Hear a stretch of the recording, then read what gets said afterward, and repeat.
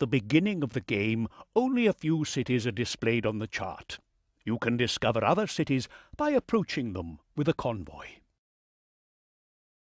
The city symbol itself gives an indication of the city's size. It also shows the commodity the city currently needs most.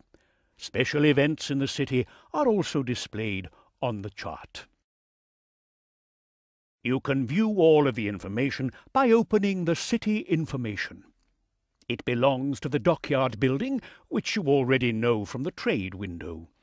Even if you cannot enter a city because you have neither warehouse nor convoy there, you can still open the City Information from the Marine chart. The City Information tells you everything you need to know about a city. The most important factors are nation, population, the commodities producible in the city, and the city type. The latter indicates whether the city is a simple colonial city or home to a governor or viceroy of that nation.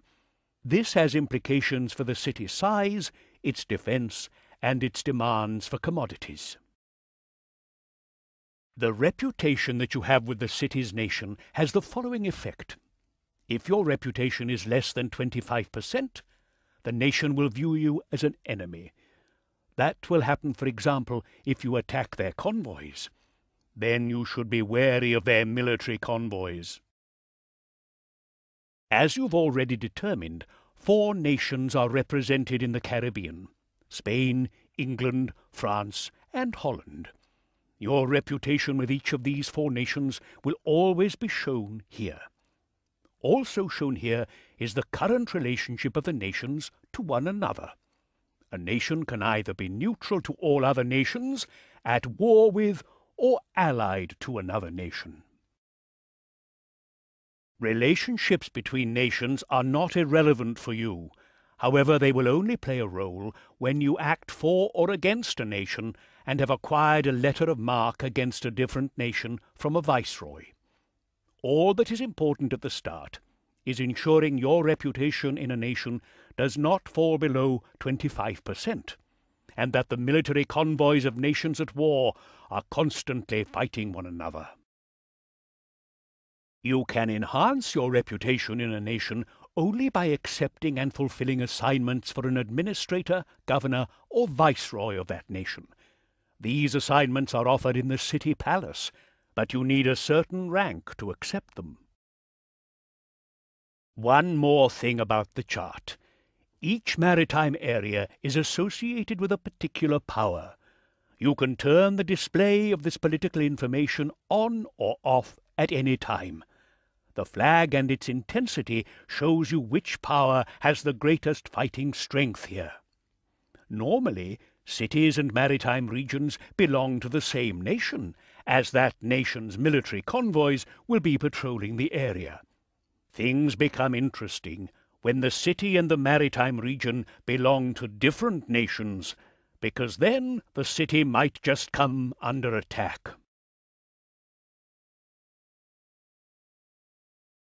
The construction of new factories and homes is always done through the architect's office.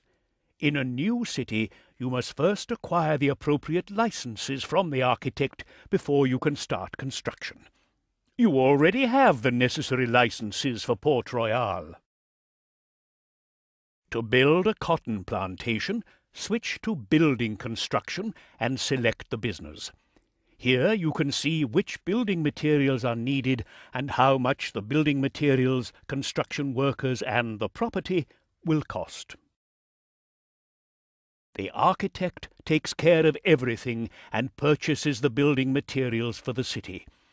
The charges vary according to current commodity prices in the city.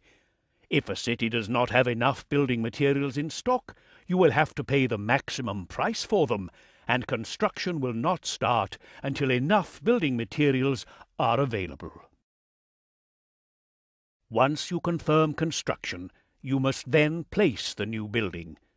Since the production of cotton requires both a main building and a field, the new business will require 2 adjacent open spaces and can then accommodate 25 workers. If you want to build another business of the same type, you can choose another space straight away. If you build a new one alongside an existing one, this adds a new field and expands the existing main house. The cost does not change, but it will allow you to save space. A plantation may consist of a main house and 4 cultivation areas and can accommodate up to 100 workers. You can proceed similarly with residential buildings.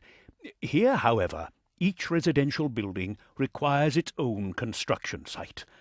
On an average, each business requires 1 residential building per field. For example, a plantation with 4 fields requires 4 residential buildings for the workers and their families. Trade routes allow you to transport and trade goods automatically. To do so, you select a convoy and tell the captain which cities he is to visit.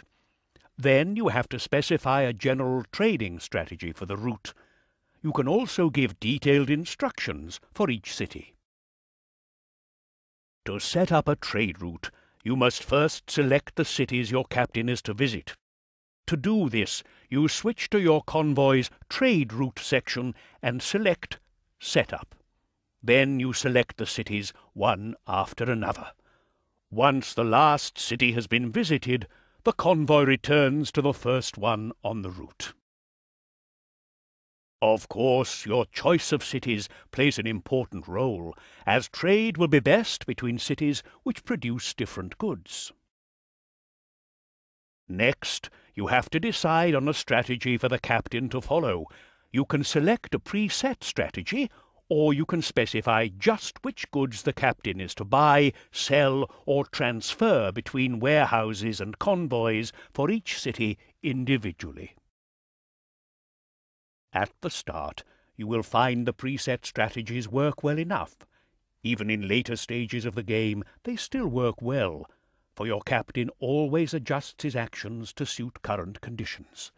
So you need not readjust the route when, for example, a city gets bigger, or if you have increased the production of goods. Once your business grows and you start producing goods in more and more cities, there is another helper you learn to appreciate: the storekeeper. You can hire him in the warehouse. In essence, he has 2 functions. Firstly, he can automatically sell goods in stock to the city at good prices. Second, he can also prevent certain goods from being taken for trade routes, which can be very important for badly needed raw materials. Trade routes and storekeepers together form 2 important pillars, which will help you to build a powerful trading empire without having to worry about too many details.